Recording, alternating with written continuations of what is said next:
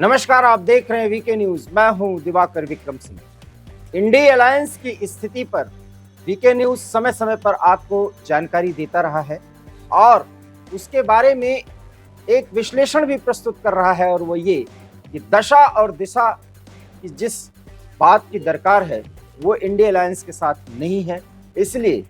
पूरी तरीके से भटकाव की स्थिति में इंडी अलायंस है, और कह सकते हैं कि इंडी अलायंस कहने के लिए तो सत्ता पक्ष को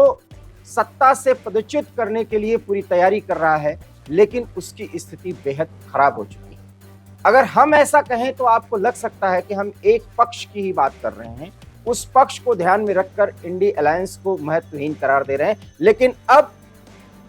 इस पर इंडी अलायंस के एक प्रमुख धड़े के बड़े नेता ने बड़ा बयान दे दिया है।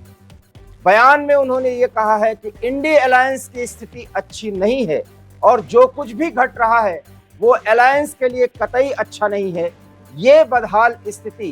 किसी भी कीमत पर एक बड़ी चुनौती पेश नहीं कर सकती। जी हाँ, ये सब कुछ बयान में अपना दर्द व्यक्त किया है फारूक अब्दुल्ला के पुत्र और नेशनल कॉन्फ्रेंस के नेता,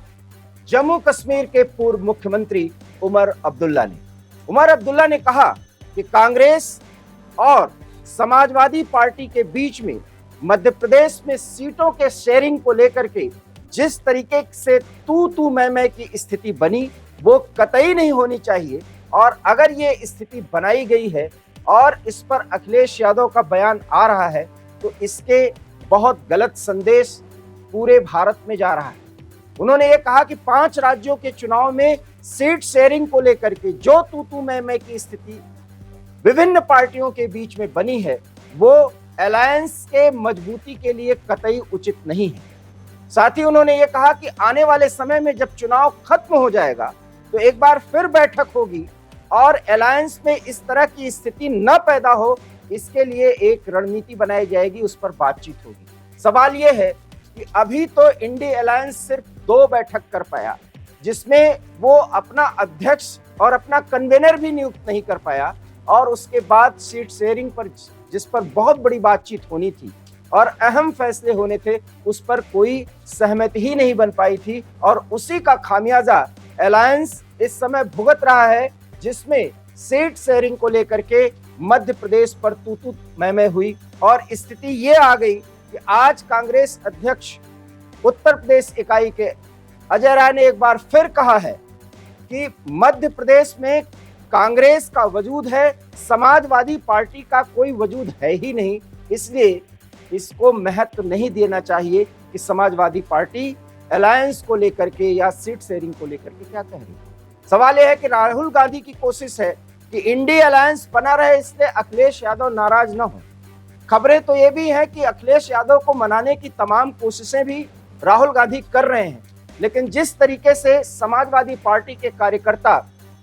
पोस्टर और बैनर्स के माध्यम से कांग्रेस को चुनौती दे रहे हैं, अब वैसी चुनौती कांग्रेस उत्तर प्रदेश में दे रही है और ऐलान कर चुकी है समाजवादी पार्टी कि आने वाले चुनाव में, चाहे वो 24 का हो या इसके आगे या कोई उपचुनाव हो, समाजवादी पार्टी अकेले अपने दम पर लड़ेगी। मतलब साफ, इंडी अलायंस के 2 प्रमुख धड़े उत्तर प्रदेश में कम से कम एक दूसरे के आमने सामने होंगे, और तब अलायंस की क्या स्थिति होगी, ये सवाल हमने पहले भी उठाया, और आज उमर अब्दुल्ला के बयान ने इस बात की तस्दीक कर दी कि इंडी अलायंस में सब कुछ अच्छा नहीं चल रहा है। अलायंस की स्थिति में इस तरह की परिस्थितियां पैदा होती हैं, लेकिन उसको दूर करने के लिए, उस जड़ता को दूर करने के लिए, उस मतभेद को दूर करने के लिए एक नेता की जरूरत होती है जो कन्वेनर की भूमिका में होता है, अर्थात संयोजक की भूमिका में होता है। लेकिन आज तक इंडी अलायंस एक ऐसा अलायंस बना है जिसको उसका अपना कन्वेनर भी, संयोजक भी नहीं मिल पाया है, और यही कारण है कि इस समय समाजवादी पार्टी और कांग्रेस मध्य प्रदेश में सीट शेयरिंग को लेकर के भिड़े हुए हैं। आम आदमी पार्टी राजस्थान और हरियाणा पर बड़े बड़े दावे कर रही है और राजस्थान के सभी सीटों पर चुनाव लड़ने की बात कर रही है, और आप जानते हैं कि अरविंद केजरीवाल भी इंडी अलायंस के एक बड़े नेता हैं और वो भी अपने आप प्रधानमंत्री के रूप में प्रस्तुत कर रहे हैं। फिर अलायंस की स्थिति क्या है, उसकी दशा क्या है और किस दिशा में अलायंस बढ़ रहा है, ये सहज समझा जा सकता है। और आज उस पीड़ा को अभिव्यक्त कर दी अपने वाणी से, उन्होंने उसको पूरी तरह से व्याख्यायित कर दिया। मतलब बयान देकर के उमर अब्दुल्ला ने साफ कर दिया कि इंडिया अलायंस में सब कुछ अच्छा नहीं चल रहा है और अलायंस की ये स्थिति कतई कोई प्रभाव विपक्ष के एक साथ होने का नहीं डाल पा रही है और इसका फायदा एक बार फिर एनडीए उठा सकता है।